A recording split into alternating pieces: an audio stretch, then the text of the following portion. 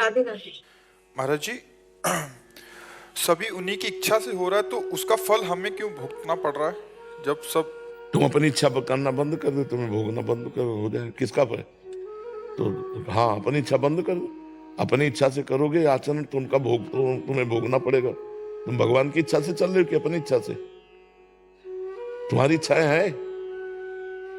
मेरे को तो लगता है कि अंदर से जो भाव उठते हैं, क्या भगवान की इच्छा मन मन मन है। जब तक मन नहीं मर जाता, भगवदानंद को प्राप्त नहीं होता, तब तक जीव को कर्म का भोग भोगना पड़ेगा। अवश्य में भोक्तव्यम कृतम कर्म शुभा शुभम।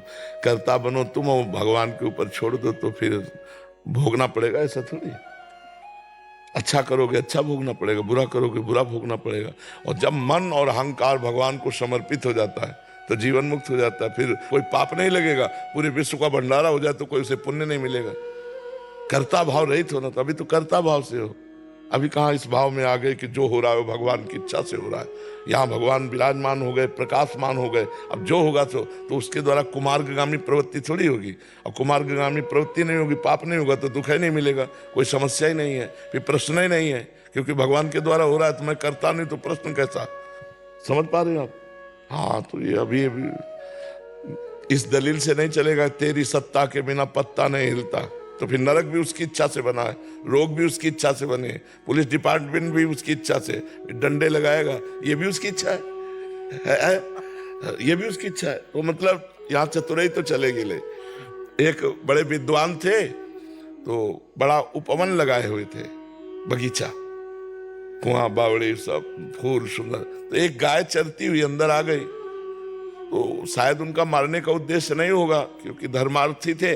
तो उन्होंने एक पत्थर का टुकड़ा उठाया और ऐसे तो गाय के मस्तक में लगी, वो तुरंत गिरी और मर गई। अब गौ हत्या प्रकट हो गई।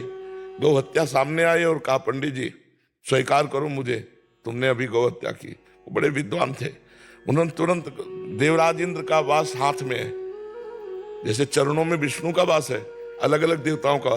उनका देवराज इंद्र ने मारा क्योंकि हाथ में पत्थर और पत्थर से ऐसे, ये देवराज इंद्र के पास वो गौ हत्या देवराज इंद्र के पास गई। तो इंद्र ने कहा हमने कब गौ हत्या की? बोले आपका हाथ में वास है, वो ब्राह्मण बोले शास्त्र में ऐसा वर्णन है तो आपको भोगना पड़ेगा। बोले चलो हमारे साथ गुप्त रूप से रहना। वहां गए एक सेठ के रूप में। बोले पंडित जी प्रणाम, क्या सुंदर फूल लगे हुए हैं, किसने लगाया? बोले हमने।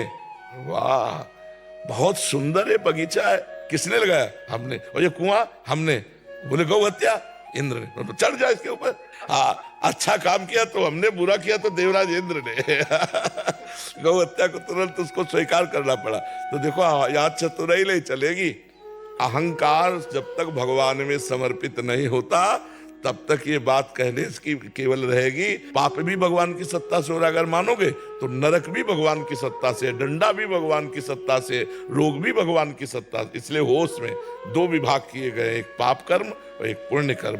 पहले पुण्य कर्म करके पाप कर्मों का त्याग कर दो, फिर पुण्य कर्म में कर्ता भाव का त्याग कर दो। भगवान का नाम जप करो, भगवान की प्राप्ति हो जाएगी।